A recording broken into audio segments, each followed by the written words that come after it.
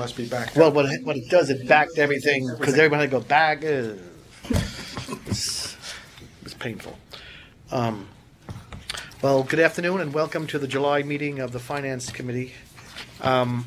We have Al and I are up here down here in New York City, and Charlie's up in Albany. First up is the adoption of the meeting minutes from the June 22nd meeting of the Finance Committee. They're behind tab 2. Everyone had an opportunity to review them. Can I please get a motion to approve those meeting minutes? So moved. Second. Charlie, thank you. Second. All in favor, aye. Any opposed? Aye. Hearing none, that motion carried. What's that? Aye. Said aye. Oh, yes, I got it. Any opposed? No? No, sir. Motion carries. Thank you. We have 5 resolutions up today. First up is behind tab 6. That's Long Island LIU, Long Island University. And that's going to be presented by Portia. Thank you, Portia. Thank you, Mr. Chairman. I am filling in for Dave Ostrander, who had a previously scheduled vacation before we changed the dates on the meetings here. So the Finance Committee is being asked to recommend to the full board the necessary documents to provide for bank purchase of the LIU Subseries 2006 A2 bonds. The 2006 A2 bonds are currently in a variable rate mode. They're secured by a TD Bank letter of credit. That letter of credit is due to expire at the end of August 29th. LIU has selected TD Bank to purchase the bonds through a private placement.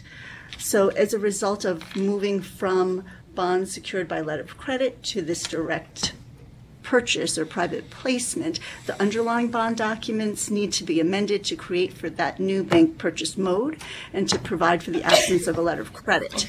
There is no change to the final security or final maturity. The interest rate is expected to be reset 30 days at the sum of 70% of 30-day LIBOR plus a spread, and it's expected that there'll be a mandatory tender of the bonds after 5 years, prior to which time the university will choose to reoffer the funds or renegotiate a renewal with the bank. Mr. Chairman. Thank you very much, Portia. Any questions, concerns? I didn't have any, Mr. Chairman. I don't have any questions Okay, either. Charlie? Okay, well, thank you Yes. very much. It's a relatively simple private placement. So, can I get a motion to recommend approval of this at tomorrow's board meeting?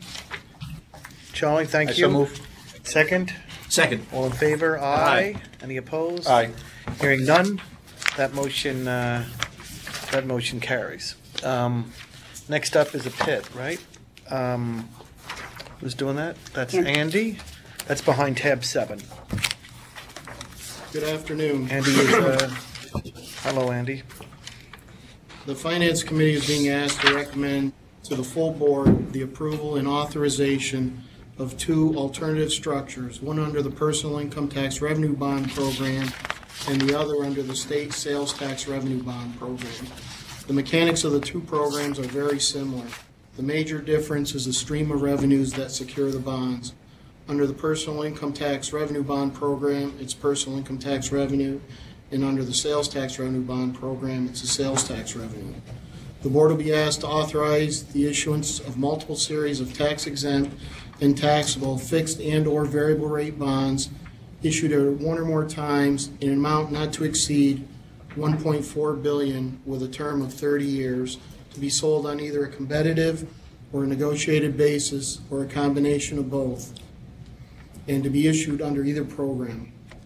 The bonds are being issued to fund a variety of capital projects under various programs, including the State University of New York educational facilities, the Consolidated Local Street and Highway Improvement Program, the Dedicated Highway Bridge Trust Fund, transportation initiatives, library facility grants, and funding for expanding our children's education and learning Excel Capital Program. If the bonds are issued under the Personal Income Tax Revenue Bond Program, the bonds will be secured by semi-annual payments made pursuant to the financing agreement between the authority and the state. The bonds are also secured by a set-aside of 25% of personal income tax revenues collected pursuant to statute and deposited in the Revenue Bond Tax Fund. Current debt service coverage on all outstanding personal income tax debt across all issuers is 3.9 times.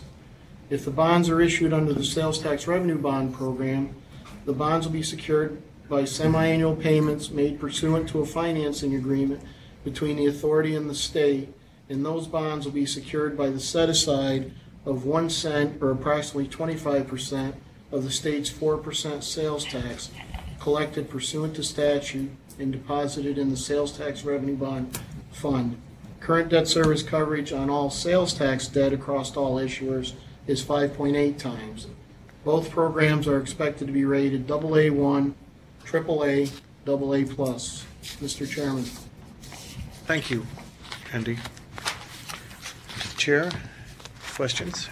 No questions, Mr. Chairman, but I did have a comment. I just wanted to point out, if you read this quickly, it may sound to some as if what we're doing is creating the flexibility to offer $2.8 billion worth of financing. But Howard Berkman's letter makes it clear on page 2 in the second paragraph that as bonds are issued under one of these programs, that amount is deducted. That amount is the other program is reduced by that amount. Got it. How does that deal with like the bond cap? Does it just this amount? The 1.4? It's The 1.25 or 1.4? 1.4 Okay. is actually the number. Yep. Okay. Thank you. And I suppose there's no question with regard to headspace in the Correct. in the two programs. Correct. Right. Hadn't thought of that. Thank you. Charlie, any questions? I have no questions, thank you. Well, hearing none, can I please get a motion to recommend approval of this at tomorrow's board meeting? I recommend approval, or recommend. Thank you. Recommending approval. Right. You both recommend Second. approval? Second, thank you. All in favor? Aye.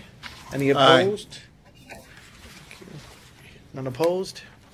Hearing none, that motion carries. Thank you.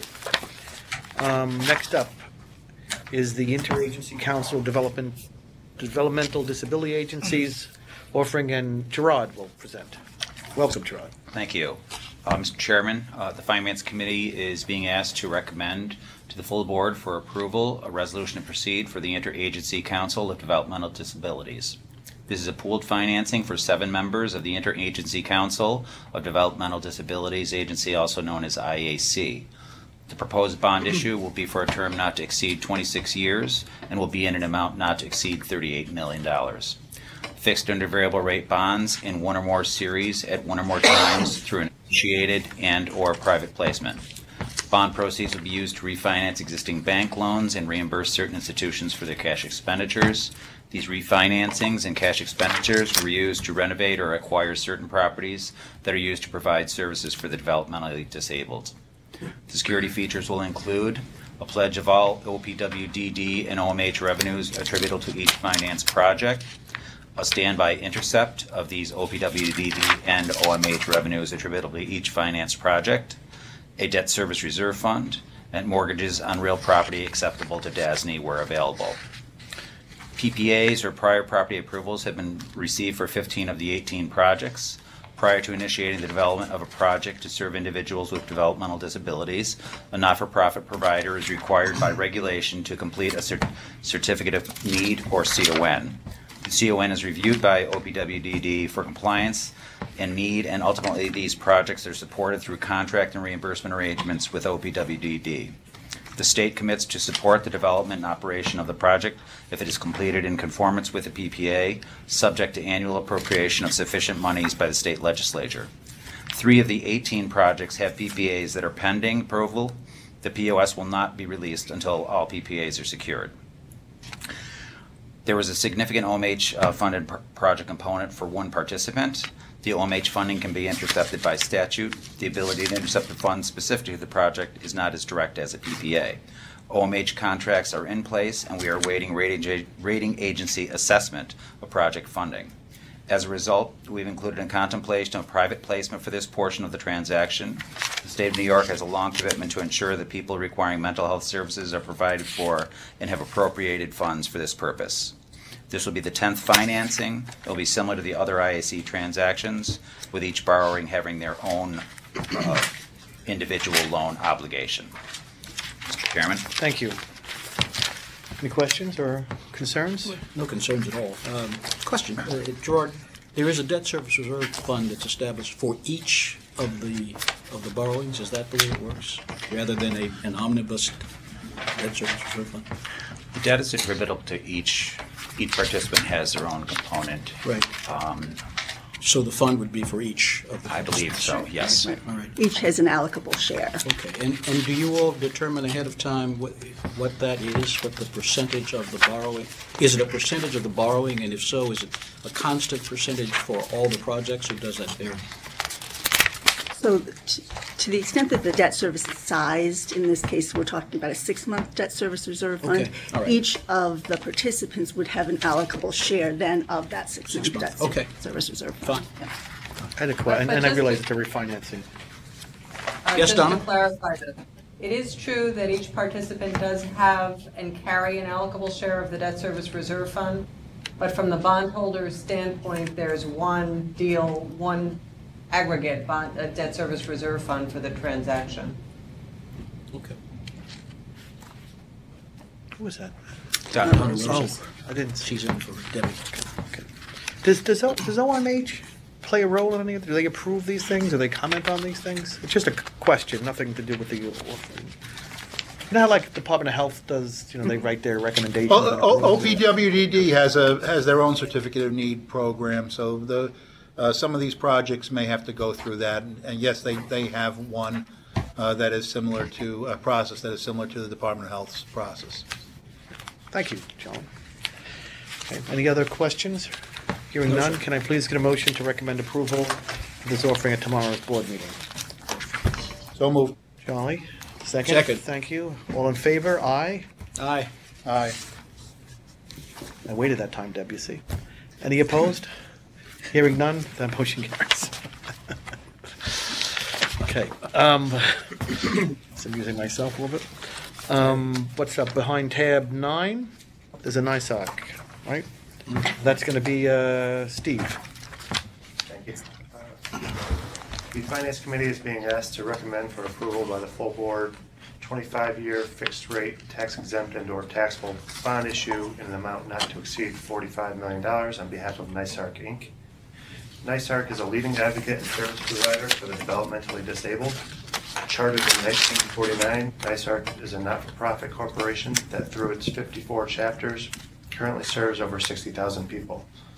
The programs and services provided by NYSARC are state mandated and supported. Our experience with NYSARC goes back to 1988, and our most recent financing was in 2015.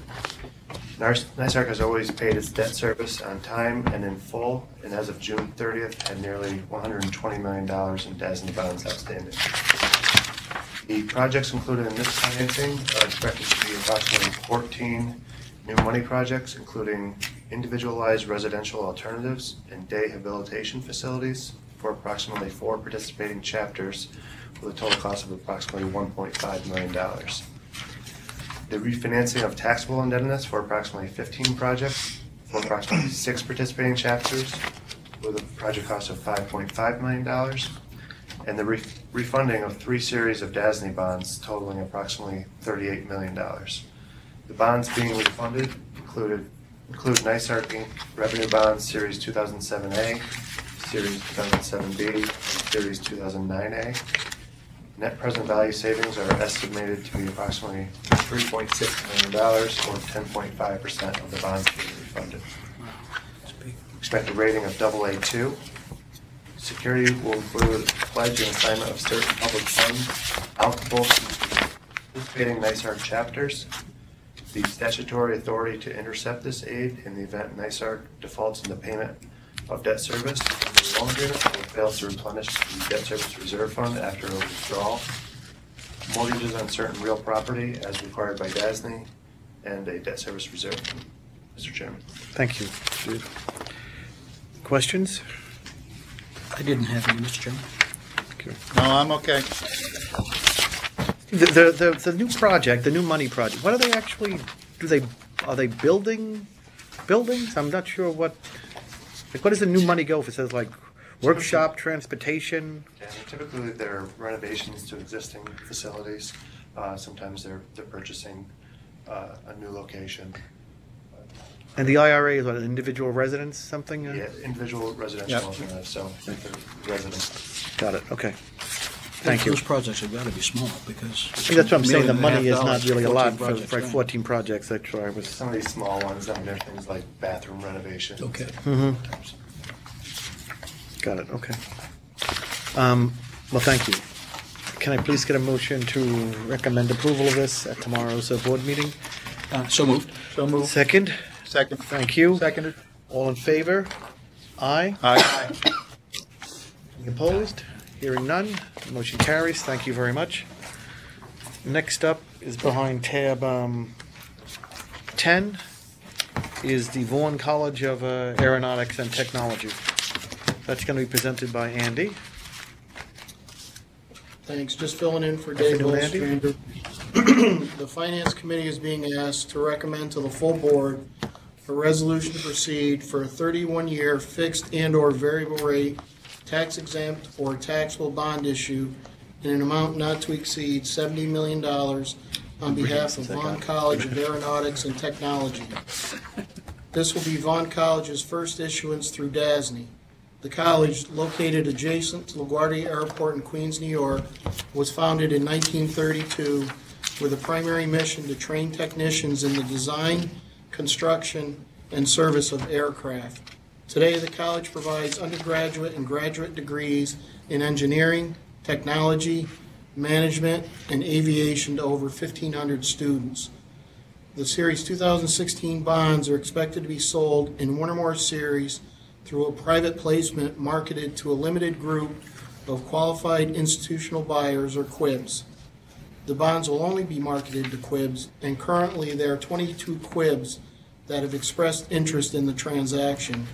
In accordance with DASNY's financing guidelines, the bonds will be offered only to purchasers that certify that they are QUIBs within the meaning of the federal securities law, are purchasing the bonds for their own account, and acknowledge that they are familiar with the credit of the borrower based on their own analysis. In addition, the bonds will be sold in large denominations of $100,000 or more. The college has undertaken a significant amount of capital projects in recent years, including a major renovation of its main instructional and administrative building, the construction of a 200-bed resident hall facility, and the acquisition and renovation of new off-campus facilities.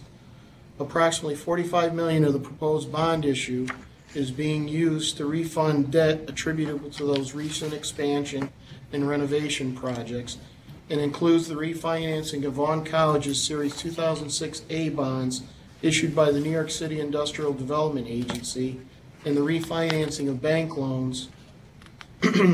Assuming current market conditions, total net present value savings in the range of $3.1 million, or 7.7% of the bonds to be refinanced, is expected to be achieved through the refinancing of these bonds. Approximately $10 million of the proceeds will be used by the college to acquire a building that it currently leases and has a market value in excess of the purchase price. It is anticipated that the principal and interest payment on the bonds attributable to the acquisition and renovation will be comparable to what they are currently paying in rent. And finally, the proposed bonds will be used to finance the renovation of the college's cafeteria on its main campus. The bonds are expected to be secured by a pledge of revenues, a debt service reserve fund, and a mortgage on the college's East Elmhurst campus and Astoria property. There could also be financial covenants as required by the purchasers. Although the bonds will be privately placed and do not require a rating under DASNY's financing guidelines, it is expected that the college will request a rating from Standard & Poor's. Vaughan College is currently rated BB- by Standard & Poor's. On the credit side, for fall 2015, Vaughan College enrolled a total of just under 1,600 full-time and part-time students. While enrollment has steadily declined over the last 3 years, the college recently introduced 3 new program offerings, including additional degrees in mechanical engineering, aeronautical sciences, and electrical engineering, and has diversified its geographic draw, which management believes will help stabilize enrollment. In addition, the potential closing of Dowling College, who currently offers aviation-related degrees, could also help stabilize the enrollment. The college has been on the Dowling College campus recruiting students. On a positive note, applications received for the spring 2016 semester increased by 31 applicants, or a 5% increase from the prior year, another encouraging development. However, the college does serve a unique niche in the field of aviation, which limits its flexibility to quickly expand overall enrollment. Vaughn College has become more selective in recent years, with an acceptance ratio improving from 82.8% to 72.7% between fall 2011 and fall 2015. The college has incurred operating losses in 4 of the last 5 years, with operating margins ranging from a surplus of $144,000 in fiscal year 2011 to a deficit of approximately $2.9 million in fiscal year 2015. Much of this decline in operating margin can be attributable to the limited growth in tuition revenue due to enrollment declines, as well as an increase in depreciation expense due to the recent capital improvements, which has increased depreciation expense by approximately $1.6 million since 2013. Mr. Chair. Thank you very much, Andy. Questions? No questions, Mr. Chairman. I was encouraged by Andy's report that there are 20 or 21 qualified institutional buyers who are interested in this transaction. It's if the board approves it tomorrow, it'd be great to have Vaughn College in our portfolio. I would agree. And they have a pretty good success rate in placing their graduates in the aviation field, I think, Andy, too, right? I mean, I think it's a nice institution in New York. It's sort of a very select, right across from LaGuardia Airport. They're very successful in placing their students with employment. I guess with the upcoming expansion of LaGuardia, it can only help, I would guess. Anyway. Okay. And then hearing any other questions or concerns? Hearing none, can I please get a motion to recommend approval of this at tomorrow's board meeting? I'll move it. Thank you. Second? Second. Thank you. All in favor? Aye. Aye. Aye. Any opposed? Hearing none, that motion carries. Thank you very much. Go ahead, Portia. I'm done? I'm done. Okay. I'm up for a motion to adjourn. I move to adjourn. Second. Joey, thank Sure. you. All in favor, aye. Aye. Aye. Aye. Any opposed? None. Hearing none. Adjourn. Thank you. Thank you. My time is Perfect. All right, John, we just saw all that stuff up there. I assumed it was functioning and everything we said and being broadcast. Okay, It's just like, all right, gang. Then I'm going to call the governance committee meeting of the Dormitory Authority of the State of New York to order, and there's some of us in New York City and some in Albany.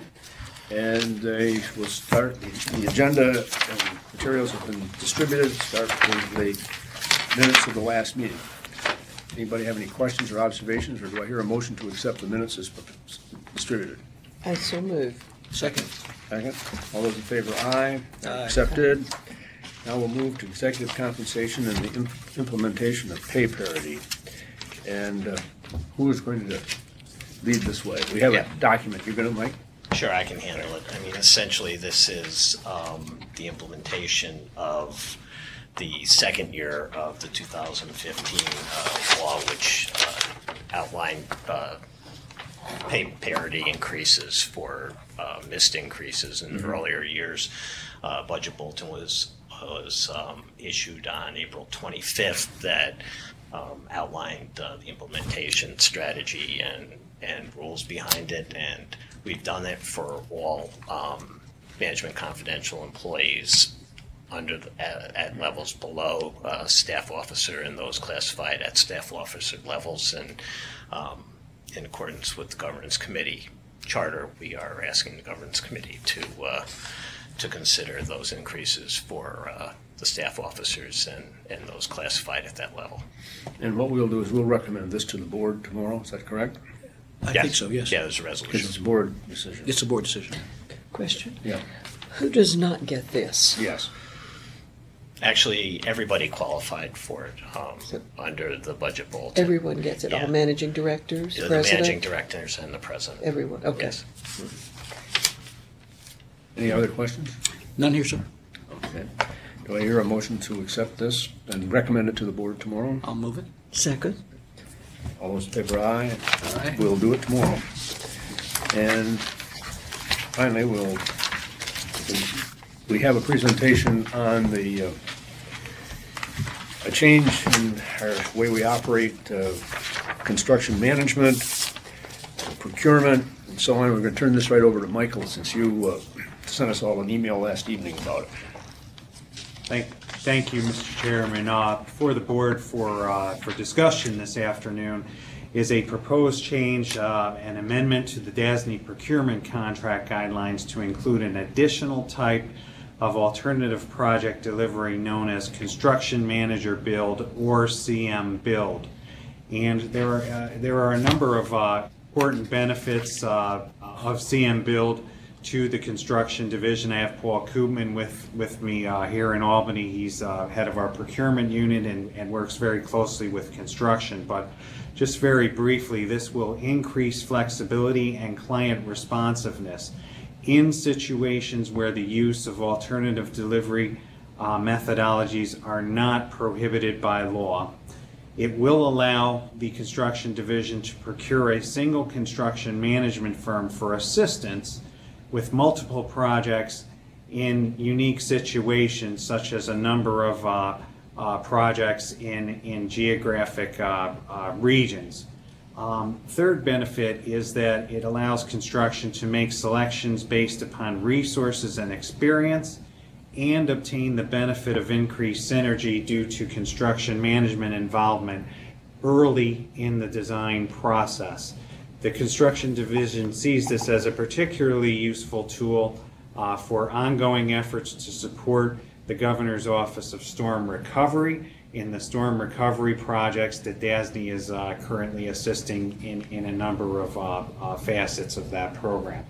If there are any questions, that's the basic outline of what we're asking and why it helps DASNY. The remaining portions of the memorandum deal with how we would, when putting this in front of the board for an approval, amend the definition of alternative project delivery system, which is included in the procurement contract guidelines currently.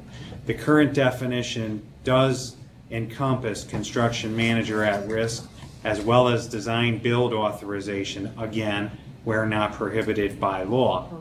But it does not mention the construction manager build authorization, and for the avoidance of doubt and for clarity and to allow us to compete on a level playing field with other entities that are using this methodology, such as CUNY, New York City, NYCHA, we think it's better, the better course is to add it to the definition. So that basically sets forth what we would do for the amendment to the alternative project delivery system definition. And the CM build definition itself is also set forth on page 2 of the memorandum, and what it encompasses and how it's intended to work. So with that background, I'll turn it over for questions, or Paul, if you want to add anything on top of this. No, it's similar to CM at risk. It's a little bit more conservative approach than CM at risk, where under CM at risk we get a guaranteed maximum price from the entity to complete all the work that's involved with the project. In this situation, the construction manager is bidding out individual packages that result in a total value of a contract based on those actual bids that they receive. So rather than sort of, I'll say, doing more of a guesstimate with respect to a CM at risk where they're reconciling with an architect. We base the contract on the actual value of bids received from the construction manager. It is for smaller projects, also in a concentrated geographic region, it is a fairly efficient way to accomplish work, and therefore we wanted to add it as another delivery method that we have in addition to design, build, and CM at risk currently. So, Paul, it's Al Carney. What I've learned from this is that I don't know as much as I probably ought to know already about the various methods of project delivery.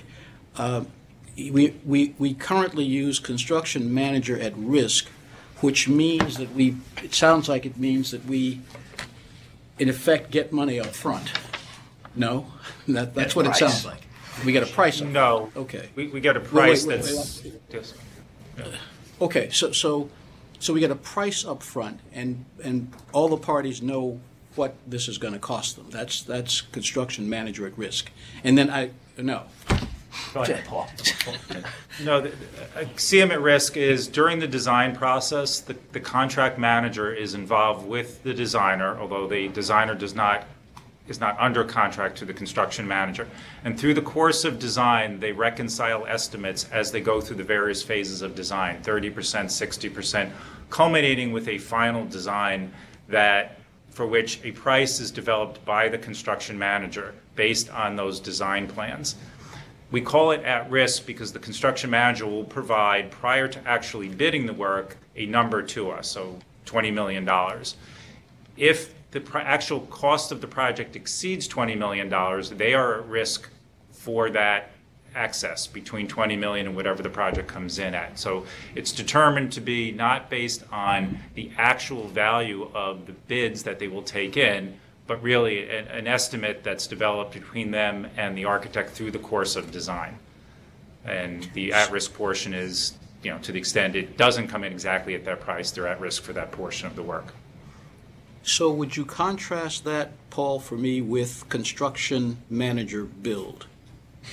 Yes.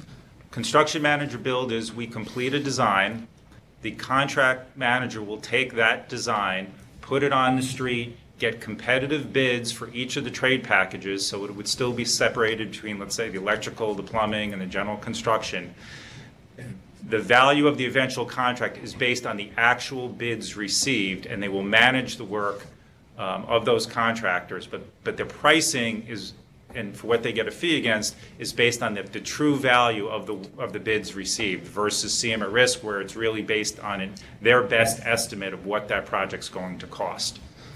In the aggregate, all of it, as opposed to receiving, in effect, bids from the individual, let's call them, for my head, subcontractors. Correct. Okay. So there really is no risk on the CM for the price fluctuations. We it. pay them whatever the value of that contract is. And now would you contrast that with design build? And forgive me, Paul, I'm obviously demonstrating my ignorance, but I need to understand how these three things are different. Okay. So design build, there's an integrated team between the architect and the general contractor. We contract with one entity. Wait, the architect, team. not the architect, between the architect and the builder. Correct. That there's one contract, and usually it's the architect reporting into the contractor. They get one contract for which we will give them, contract to basically do all the design and all the construction for a given price. That price, there's variations. It can be set up front, meaning when you first enter into the contract, or there's a variation where you can actually develop the price as they go along. But we're dealing with one single entity for the life of the project, unlike CM Build and CM at Risk, where the architect reports to DASNY separately from the contractor. So it's more of an integrated process. Again, there are certain advantages to design build, the risk shifting, all the, if there's errors, omissions, the team owns it, unlike CM at Risk and CM Build, where if there's problems with the architect, DASNY owns those potential problems because we own that contract. So it's one contract versus two contracts and the other variations.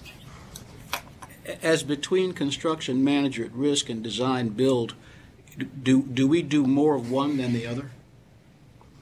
We do a lot more CM at risk. We historically have not done a significant amount of design build.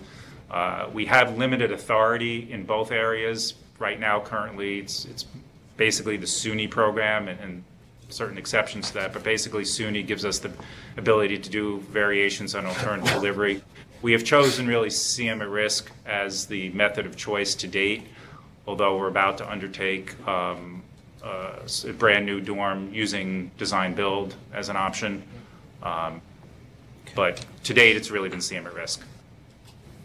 And if you add to your list construction manager build, are you doing that because you would expect that there would be an increasing number?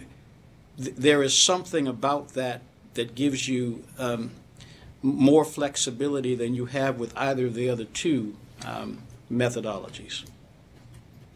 Yes, there are certain projects, smaller projects where, we want to still retain the responsibility for the architect and hold on to the architect's contract. But when we get to the bidding phase, they're split among different areas, and it would be difficult to try to get one single price from a CM at risk for all this work. So we can have them be more of a kind of in a program management role where they're taking on responsibility for multiple small projects, taking care of the bidding, and really handling some of that administrative burden. You're not going to attract a CM at risk for those types of projects. That is akin more to what CM build would allow for. In addition, in certain situations, it actually increases competition because we've heard from firms that really don't like to work at risk, and where we don't need to put them at risk, we can hire different entities that would work more in a CM build mode. So I think it actually has the potential for increasing competition, which is always a good thing for us. Sure. And it's also, Paul, it's also a way for us to have discrete costs for these smaller projects rather than aggregated. Because, there's value for CM at risk for other projects, and there's certainly value in terms of design build. We're just saying for these smaller projects, okay, that we'll take a step back because we're really going to be very cost sensitive, and you can target in a very discrete way and get more participation.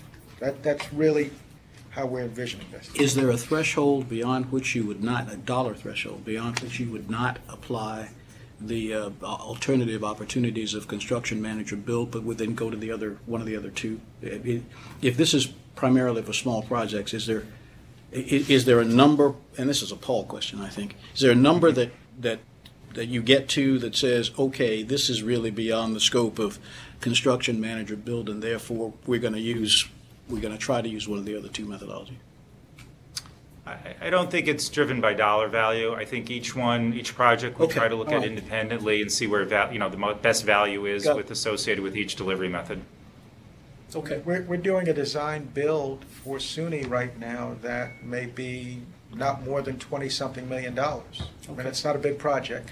CM at risk, we did for ASRC. All right, that's a sizable project. So, huge. So I mean, it's a toolkit. In other words, we're looking at a toolkit for our project delivery. When we look at all of the projects that we are going to be sort of engaging, this is just another way, specifically as it relates to these smaller scale projects where we're going to be doing a lot of iterative work in that sense, as opposed to one big thing or one discrete small project that could be $20 million. Got it. But this could be used on larger projects. Excuse me. It could be, but it may not be as efficient, right? That's what we're saying, because from time and a cost perspective and where you want to sort of place risk. But there's no restriction. There's no restriction. Yeah. So will this allow us to speed up the process on this storm support? Yes.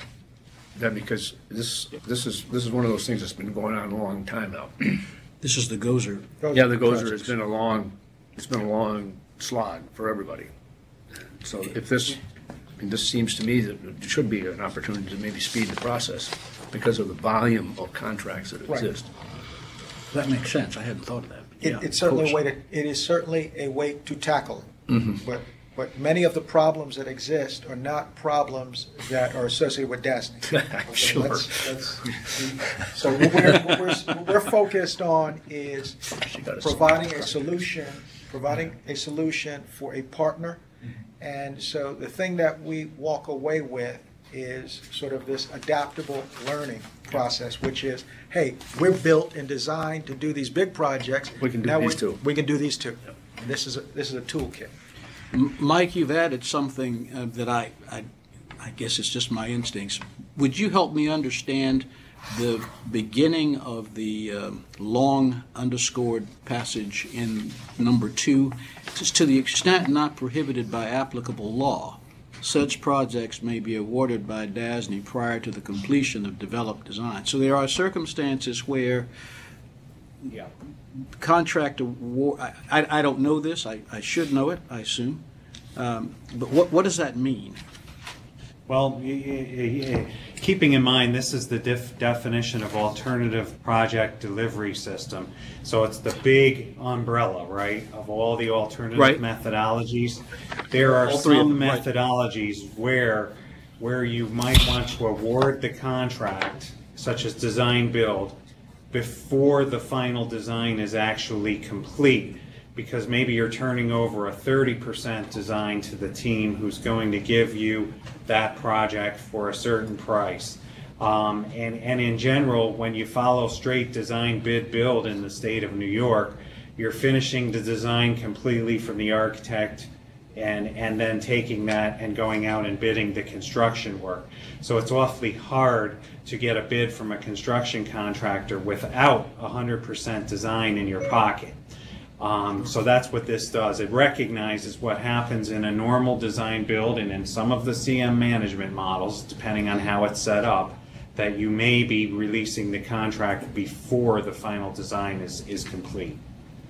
Okay. Thank you. Thank So you for explaining that. I didn't when we understand. brought CM Build into the mix, which tends to have a final design, we thought it was important to carve out that before we brought it into the mix, there were certain things where the contract was going out before design was complete. I understand that. Okay. Who is the owner in the definition language? It's typically DASNY, but it can be another entity that DASNY is working for. So we left that flexible. It could be the client? Yes. Yes, okay. Where in state government is construction manager build being used? We're aware that New York City currently uses it on select projects. In the past, I know NYCHA has used it. Most agencies in the state don't have alternative delivery, general alternative delivery authority. So we're sort of unique in that from the CM at risk and design build perspective, we're really the only ones that I can think of that have general authority to be able to use alternative delivery. So it's not currently being used heavily in the state. CUNY has selected to use it in certain CUNY, right? That might be an example too. I'm speaking just in general now, but generally speaking, when there have been changes in methods, of procurement methods, processes, they have sometimes been controversial. There have been those in the construction community who've not been happy with them for various reasons. Do those possibilities exist with this? Could this become controversial? We're protecting against that by being clear up front and saying, to the extent not prohibited by applicable law. So when Paul goes and makes the selection to use this methodology, he's first screening among the tools in his toolbox which ones can actually be used for Project X. Who's not going to like this? We're not sure. We've had alternative project delivery systems in our procurement guidelines for a number of years now. This predates my involvement with DASNY. I came here in 2013. So at some point we put this in our procurement contract guidelines with CM at risk and design build authorization, and including but not limited to frameworks. So I'm not sure if anyone has objections to it as a concept in the procurement contract guidelines, as opposed to the potential for someone objecting to its utilization on a specific project where it shouldn't be used. In looking at 2879 of the Public Authorities Law, unlike the state platform, it says that the board, through these guidelines, sets forth the circumstances and the authorizations for the public authority on an authority by authority basis on what is in the procurement contract guidelines and not in the procurement contract guidelines. There's not hard and fast prohibitions like you have in state finance law for agencies.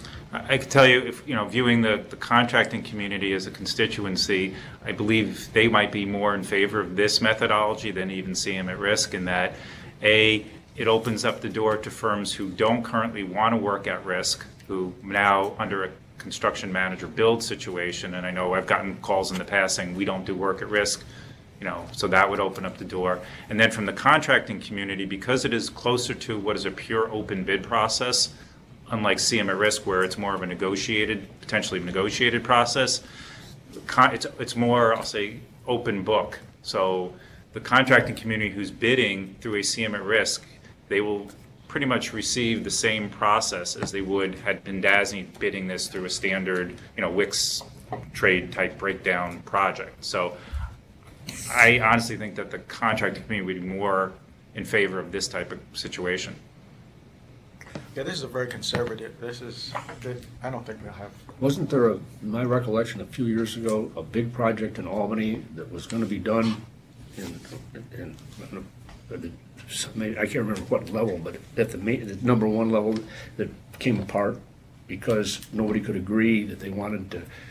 There was too many players that wanted a piece of the action and that weren't going to get a piece of the action. Was it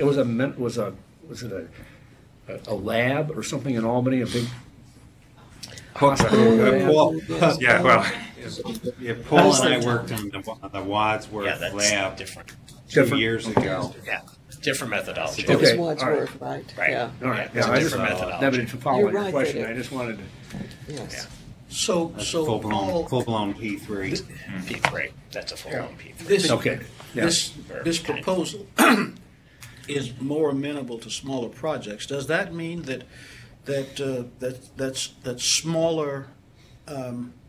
smaller contractors, that this alternative method of delivery, project delivery, would be attractive to smaller contractors? I think we would still Smaller attract projects, the same. I get, but does that mean that we can add smaller contractors to the list of approved contractors because this makes it easier for them to get in the mix? Including I mean- MWBE. Well, I I mean, was thinking, they're yes. still gonna need the same, bond capacity and experience. I mean, it's going to seem like any other public bid, except the CM is going to be managing that process as opposed to DASNY, but it's going to have the same general requirements around it. So it's, as Paul was saying though, but it's an open bid situation. So as opposed to negotiated, which tend to, the contractors, when they're negotiating with their subs, tend to have their favorite subs that they negotiate with. This puts it in a more competitive situation. So you may reach As between those that they would normally, Yeah. that list of. Is that fair, Paul? With whom they normally. Yes, I think so. Yep. Might or might not. Yeah. is Could, what yeah, I hear. that's exactly right. But there's a Maybe chance. yes, maybe not. So I think to sort of summarize at this point, the answers to all the questions keep pointing back to this. Just provides us another opportunity to try to deliver services on a more efficient basis. And competitive. Efficient basis to me includes safety, competitiveness, price, all those things. But to get the job done in a reasonable period of time rather than make it somebody's life work. So, just one clarification. I want to be sure I understood. Other state government entities are not using this because their statutes on alternatives does not permit them to. They'd have to. That's what I understood you said. That's the first Is that threshold. correct? Yeah, that's the first I threshold. mean, it seems like a good idea. If it's such a good idea, why are a lot of people using it? Because what? It's prohibited. And it's probably prohibited because of tradition. And I'm sorry, I'm not following that. It's prohibited because it's not in their procurement. Because they don't have authority, they don't have access to or direct authority to the ability to use alternative delivery like we do through the SUNY statute or other. I see. So since we already have that, we are adding an additional one to the list. Then have to get the first level of permission and then create a list. Yeah, you got to get through the top paragraph, the first part of the paragraph to get there. I got it. So OGS and the State University Construction Fund, for example, do not have exclusive alternative delivery capability the way we do. They have to get, very specific statutory authority attached to a particular appropriation. For example, OGS, when they did South Beach, it was an emergency, they got design build authorization to do that differently, but otherwise they're not doing CM at risk or any other alternative deliveries. Did they seek that and were turned down? I'm sorry? Did they seek that and were turned down? I don't know. I think they was just determined that design build? Same authority we have. Or any alternative, yeah. They were looking for design build. They got it for South Beach. Design build. Yeah, they received design build authorization for South Beach. It was determined to be an emergency situation, so they got it. Yeah, they would probably want design build. They asked the question in a different fashion. Has there ever been an effort to take this authority away from the dormitory authority? To take this authority from away from us? Has there been legislative action to rescind that, a statute, a proposed change to the statute that would rescind that? The two alternative methodologies. The methodologies currently were authorized. Yeah.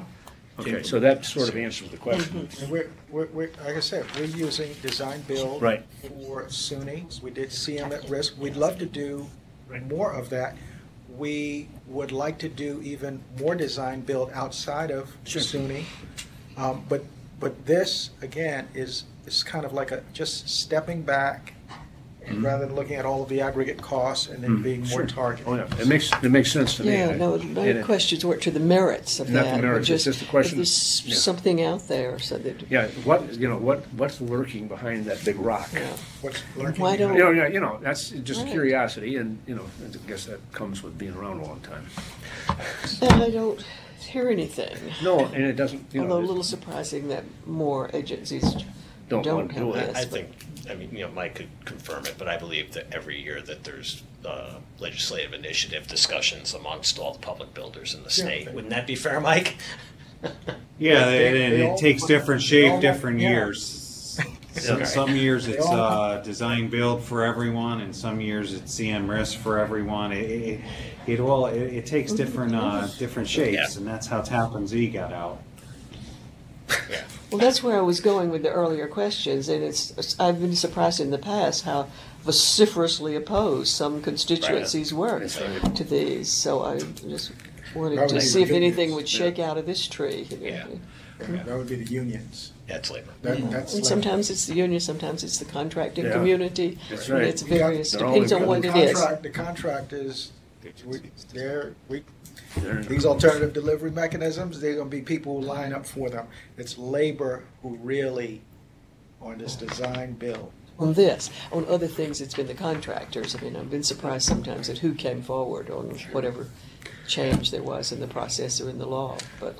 We don't have, I'm just saying, we're talking to these contractors, and so as it relates to any of these tools, a couple of things that, a number of them want to see us do more design build, quite candidly. Yeah. And would like to help us legislatively in that capacity. So I don't think that there'll be any pushback on going in this direction. So have we had enough discussion here, Michael, to answer your question of the last paragraph as to whether you should proceed to write an amendment to go to the full board for discussion and vote at a later meeting, not tomorrow's meeting, but later on in the year? Are you there? Yes. We if the governance committee is comfortable, we can just note that in the minutes, and we'll propose it to the full board in September.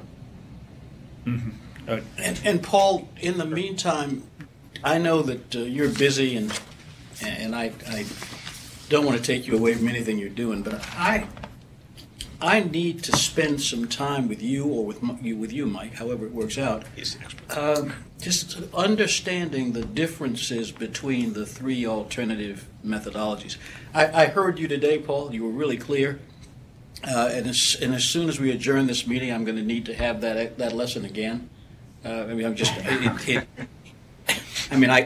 got it right now, but I'm not sure I'm going to keep it, and I'd like to be able to keep it so that I can talk about it reasonably later on. Yeah, I think that would be useful, even if it's just a little simple listing or side-by-side comparison. Yeah. I think that would be helpful, and I'm sure other something that's board visual. members will want it for the September discussion. Sure. Thank you. That's a great I idea. could put together a chart that explains the different methods and. It's a great idea.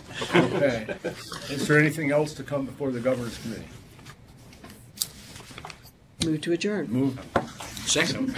All those in favor leave. Thank you. We're out of here. We're done. Thank you. Thank you very